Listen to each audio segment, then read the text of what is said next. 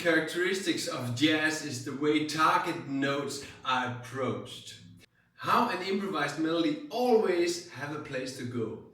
How the music is always on the move towards the next target, and how tension and release is constantly working towards and against each other. One of the ways to get this effect in improvised music is always to lead towards the next target note. This could be target notes at the end of a phrase or more important chord notes in the middle of a phrase. It could also be particular target notes which makes the line exciting, or very specific guide tone lines you want to enhance in your music. Get this into your playing and your lines will sound much more like jazz. Watch this video and learn how to get approach notes and surrounding notes into your playing. I will show you some effective ways to practice surrounding notes.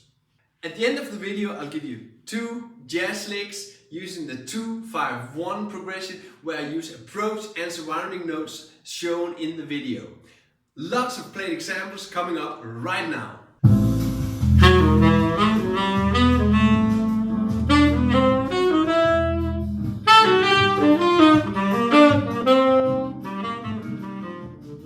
Hi, I'm Søren Ballegaard and this is Søren's online saxophone lessons.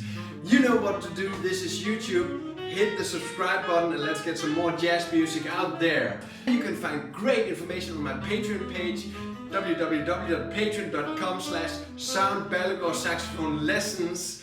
There all the extras are placed, all the transcriptions of the solos I play. You can get the whole transcription of the whole lesson there. So check this out. If you want my newsletter, go to www.sørenballegaard.dk, subscribe for my newsletter and get the free major scale PDF. Let's get on with this. Approach notes and surrounding notes coming up. What is approach notes?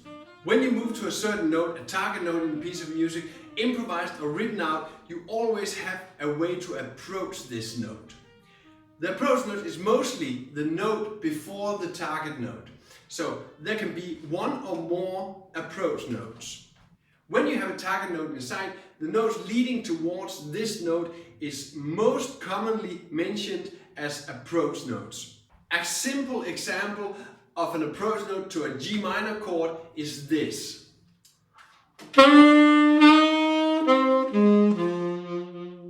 The E, which I play, is the approach note to the F of the G minor chord. So I play the E before the F, it's leading towards the F, then I run down that G minor arpeggio. A longer row of approach notes will look like this. There I have the D, the E, and my target note is the F, again running down this G minor arpeggio. So they have the D, the E are my approach note, and then the F is my target note.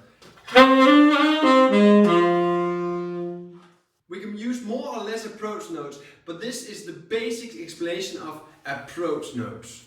Surrounding notes are also approach notes, but as the words say, they surround the target note, they get around it. I'll use the same example on the G minor chord to explain the surrounding notes. Here the E and the G are surrounding the F. So surrounding the F, going to my target, the F, the E, the G, the F, and moving down this G minor arpeggio.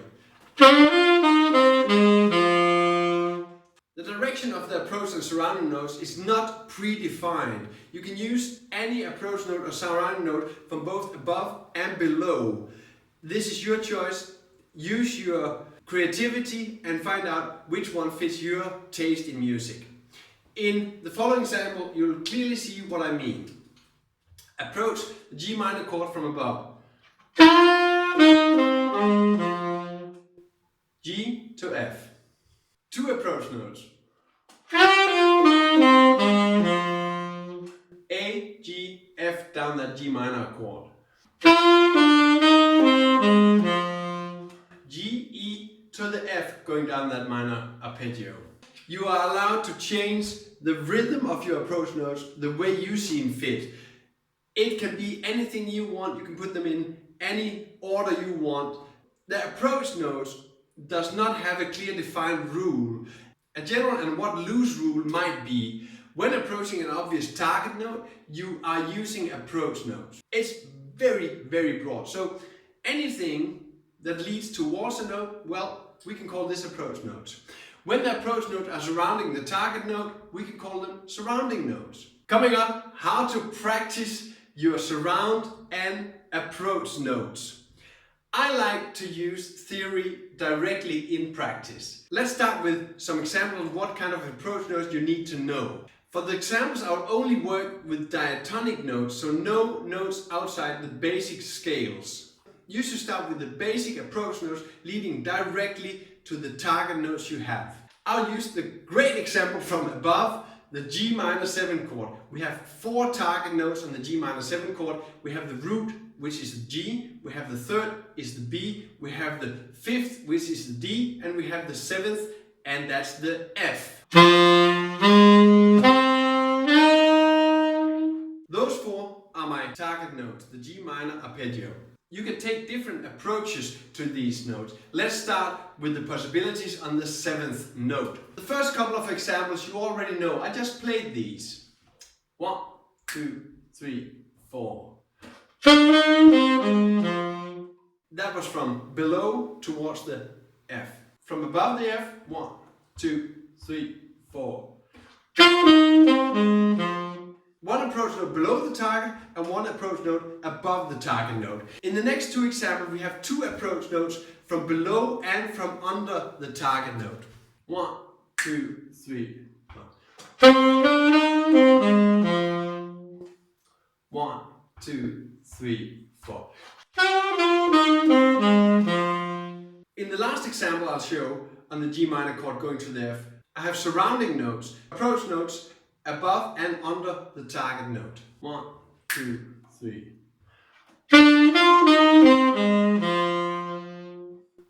Surrounding notes above, under. 1, 2, 3, 4. With only 2 approach notes and only using 8 notes, you see that there are 6 obvious possibilities to go to the target note. You probably can find many more, and you should definitely check more options out. Now we have established a system and we can let this loose on the rest of the chord notes of the G minor chord. I will get right to the examples. We now approach the 5th on the G minor chord. We use exactly the same system, 1 approach note from under. 1, 2, 3, 4.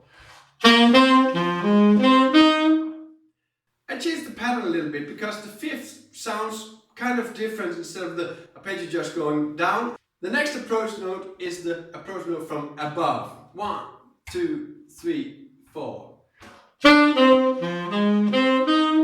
We continue our system, so 2 notes from under. 1, 2, 3.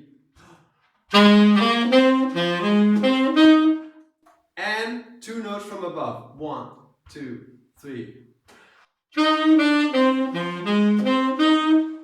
That was the direct approach notes. We also have the surrounding notes to the 5th of the G minor chord, the D. From under, above, on. 1, 2, 3, 4.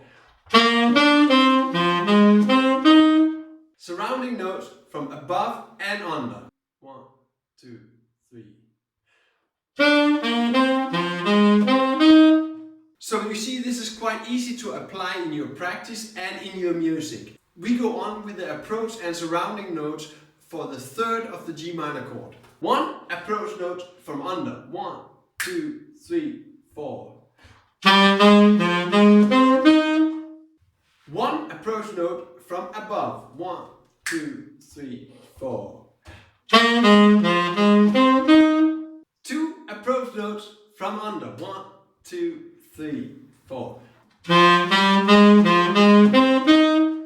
2 approach notes from above. 1, 2, 3, 4.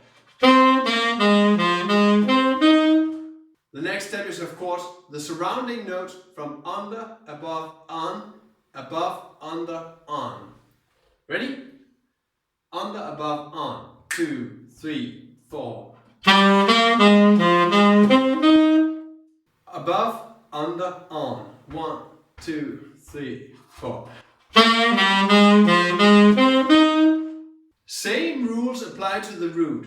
One approach note under the root. 1, 2, 3, 4, 1. Above. 1, 2, 3, 4, 1. Two approach notes from under. 1, 2, 3, 4. Two approach notes from above. 1, 2, 3, 4. Surrounding notes from under and above. 1, 2, 3, 4. In. Surrounding notes from above, under, still going to the root. 1, 2, 3, 4. Those were the examples on approach notes and which ones belongs where on the G minor arpeggio. We'll go on with methods how to practice this right now. We can apply this practice system to all chords. I have used only diatonic surrounding notes and approach notes, so there are no falling out of the diatonic scales, the obvious scale use. You can check how to find the diatonic scales in the 251 in one of my other videos I have made earlier. Check the link below in the description. Apply this to other chords. Check how I do this in the example just ahead. It's coming up right now, direct application. 2-2-5-1 licks using approach note, played and explained. I've chosen the great key of F major and have made two great 2-5-1 licks. The chords will of course be G minor, what we just played in all the examples, C7 and F major. The first 2-5-1 lick is right here. 1, 2, 3, 4.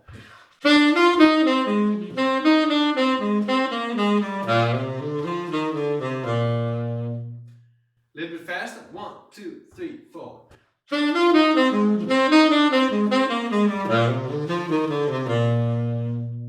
I start the lick with surrounding of my 7th, what I did in the exercises just above. E, G, F down this arpeggio. Then on the C7 I postpone the solution to the C7 by playing D, F from the G minor chord, leading towards the E. Then I go surrounding that C with the B and the D, going down the C scale, C, B flat, with approach notes towards the F on the A. Then I play up the scale in the F major, C, D, E, surrounding the F with the E and the G, and then going down the F scale with the approach notes E, D towards the C. So we can actually explain everything in approach notes and surrounding notes. The second 2-5-1 lick using approach notes and surrounding notes, all in the diatonic scale, so no chromatic hip stuff. Ready? 3, 4.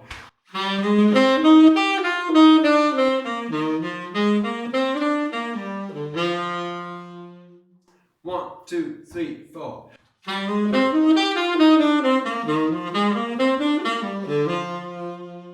Starting with the approach notes A to the B flat, the 3rd of the G minor chord, going up this arpeggio, surrounding the G with the G, F and the A, going down with approach notes towards the E, the G, F to the E of the C7, then moving down the scale, the E, D, C, approaching the G from below with the F, F, G, going up the scale B flat, C, D, approaching the E on the F major, going down the arpeggio and surrounding the last G with the A, E and the G.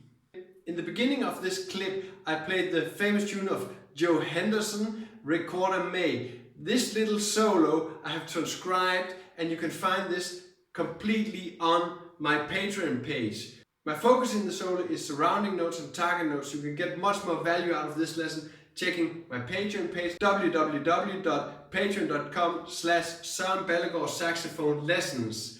On my Patreon page you can get much more solo transcriptions of the solos I play in all my videos. Get the free ebook on major scale practice. I made 4 or 5 videos on practicing these major scales. Check my YouTube channel for this. Get the newsletter on my website www.sørenballegaard.dk. Let me know if you have any questions, anything. Put it in the comments. Find me on Facebook. Ask your questions. I would love to answer them if it has anything to do with saxophone. You are welcome to contact me for live online lessons and video exchange lessons. Have fun and play music. Thank you.